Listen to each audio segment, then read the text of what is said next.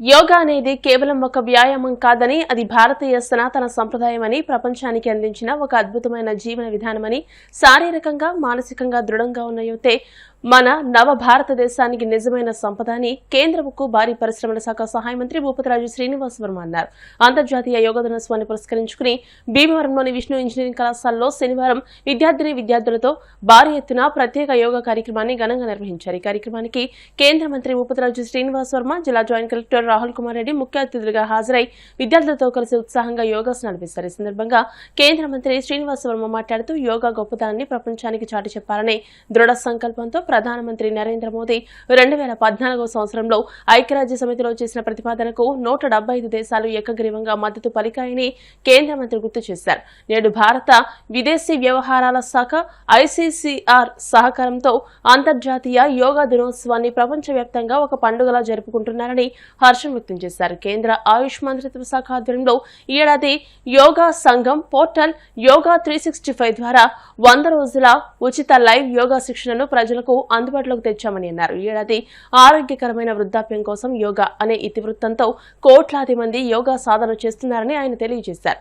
నేటి పోటీ ప్రపంచంలో మార్కులు, ర్యాంకులు, ప్లేస్మెంట్ల విషయంలో విద్యార్థులు తీవ్రమైన మానసిక ఒత్తిడికి గురవుతున్నారని శ్రీనివాస్ వర్మ ఆవేదన వ్యక్తం చేశారు. ఈ పరిస్థితి మారాలని, దీనికి యోగా ఒక అద్భుతమైన ఔషధమని ఆయన సూచించారు. మార్కులు, ర్యాంకులు మాత్రమే జీవితాన్ని నిర్ణయించలేవని, విఫలమైనప్పుడు కుంగిపోకుండా మళ్లీ ప్రయత్నించే ధైర్యం యోగా, ప్రాణాయామం ద్వారా లభిస్తుందని అన్నారు. ప్రతి విద్యార్థి రోజులో కనీసం 30 నిమిషాలు యోగా కోసం కేటాయించాలని అన్నారు. ఏపీ ప్రభుత్వం జూన్ 7వ తేదీ నుండి 21వ తేదీ వరకు నిర్వహిస్తున్న యోగాంధ్ర 2026 ప్రచార కార్యక్రమాన్ని ఆయన అభినందించారు. జిల్లా జాయింట్ కలెక్టర్ రాహుల్ కుమార్ రెడ్డి మాట్లాడుతూ ప్రపంచానికి భారతదేశం ఇచ్చిన గొప్ప వరం యోగా అని కొనియాడారు. యోగా ద్వారా ఒత్తిడి తగ్గడంతో పాటు ఏకాగ్రత అద్భుతంగా పెరుగుతుందని, ప్రతి ఒక్కరూ తమ ఇళ్లలోనే సులభంగా యోగా చేసుకోవచ్చని సూచించారు. జిల్లాలో ప్రజల భాగస్వామ్యాన్ని పెంపొందించేందుకు ప్రత్యేక కార్యాచరణ రూపొందించబడిందని పేర్కొన్నారు. యోగా ద్వారా శారీరక దృఢత్వం, మానసిక ప్రశాంతత, ఏకాగ్రత, ఆత్మవిశ్వాసం, క్రమశిక్షణ పెంపొందుతాయని అన్నారు. ఈ కార్యక్రమంలో విష్ణు ఇంజనీరింగ్ కళాశాల యాజమాన్యం, అధ్యాపకులు, సిబ్బంది పెద్ద సంఖ్యలో విద్యార్థులు పాల్గొన్నారు.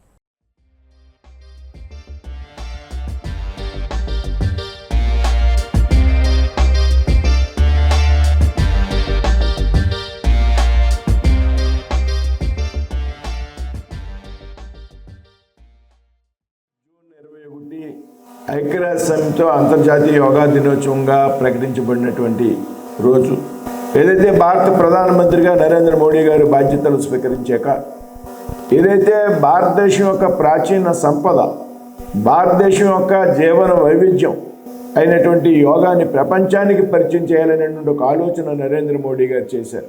గత సంవత్సరం సాక్షాత్తు నేరుగా ప్రధానమంత్రి వచ్చి ఆంధ్రప్రదేశ్ రాష్ట్రంలో విశాఖపట్నంలో అంతర్జాతీయ యోగా దినోత్సవం సందర్భంగా పాల్గొనడం జరిగింది. అదేవిధంగా రేపు పశ్చిమ బెంగాల్లో కలకటాలో ఆయన యోగా కార్యక్రమంలో పాల్గొనడం.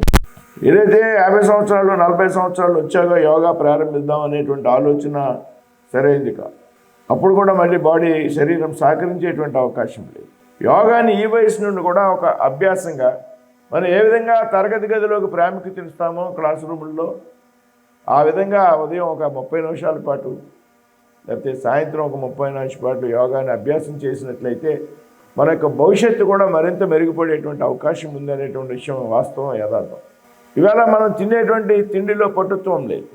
అందుకే ప్రధానమంత్రి నరేంద్ర మోడీ గారి సేంద్రీయ వ్యవసాయాన్ని, ఏదైతే ఆర్గానిక్ వ్యవసాయాన్ని పెద్ద ఎత్తున ప్రోత్సహించాలనేటువంటి ఆలోచనతో అనేక ప్రయత్నాలు ఈరోజు భారతదేశంలో చేస్తూ ఉన్నారు.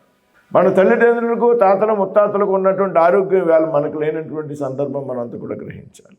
ముఖ్యంగా మీ మీద ఉండేటువంటి స్ట్రెస్ వేళ, మానసిక ఒత్తిడి విద్యార్థుల మీద, చదవలేకపోతున్నాం, లేకపోతే పక్క విద్యార్థుల మీద తక్కువ మార్కులు వస్తున్నాయి, లేకపోతే అనుకున్నటువంటి మార్కులు రాలేదు, లేకపోతే అనుకున్నటువంటి ర్యాంకు రాలేదు. కాబట్టి ఎంతవరకు వెళ్తున్నాయంటే కొన్ని సందర్భాల్లో విద్యార్థులు కేవలం మార్కుల కోసం ఒత్తిడి తట్టుకోలేక మానసికమైనటువంటి ఆందోళనకు గురై ఆత్మహత్యలు చేసుకునేటువంటి దిశగా వెళ్తున్నారనేటువంటి విషయాన్ని మీ అందరికీ కూడా తెలుసు, మనంతా కూడా గమనించాలి. కేవలం మానసిక ఒత్తిడి, ఆ మానసిక ఒత్తిడి నుండి బయటకు వచ్చేటువంటి ప్రయత్నం మనంతా కూడా చేయాలి. దీనికి మంచి మార్గం యోగా అనేటువంటి విషయాన్ని కూడా మనంతా కూడా తెలుసుకో. యోగా చేయడం ద్వారా మానసికమైనటువంటి ఒత్తిడి నుంచి బయటకు